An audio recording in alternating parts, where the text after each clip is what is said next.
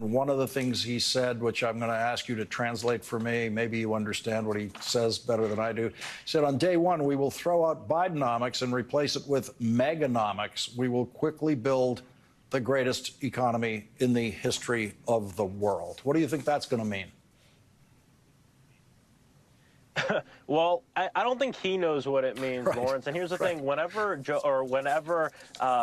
Trump is talking about MAGAnomics or whatever the new word of the day is for him that he's made up, we got to be honest about what he's talking about. There is an agenda that has been set. There is a plan that has been set by people who worked for him at the highest levels when he was in the White House, and that plan is called Project 2025. And I think, Trump has seen the polls and seen the numbers and the fact that most of the American public don't want to slip into this neo-fascism and authoritarian state that Trump wants. And so now he's coming online saying, oh, he doesn't know anything about Project 2025 when some of his top advisors are the ones that made it up and put it together. And so I encourage people to look into this, because no matter what he says on these rally stages, and by the way, I watched the rally today, it was really hard to watch. It was really hard to get through.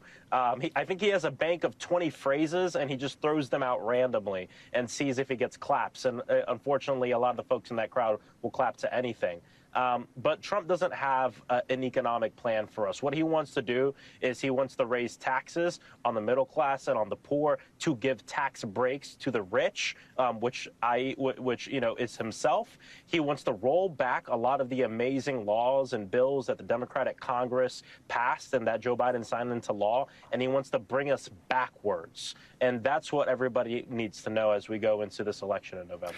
And he does want to put a 10% sales tax on everything that's imported into this country. It's a tariff, of course, but what he doesn't tell his audiences, and I don't think he understands or they understands, they pay it. It raises prices to them by 10%. So your $30,000 Toyota, say, becomes a $33,000 Toyota.